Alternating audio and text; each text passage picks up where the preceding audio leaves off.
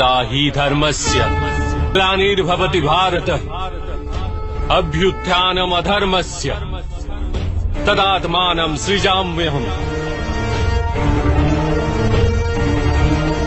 परित्राणाय साधूनां विनाशाय च दुष्कृतां धर्म संस्थापनार्थाय संभवामि युगे युगे।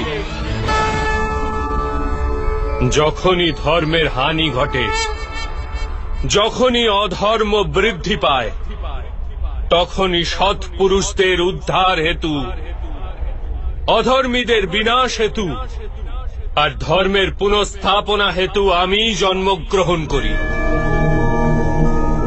এ প্রত্যেক যুগে হয়ে আসছে আর আগামীতেও এই রূপই হবে।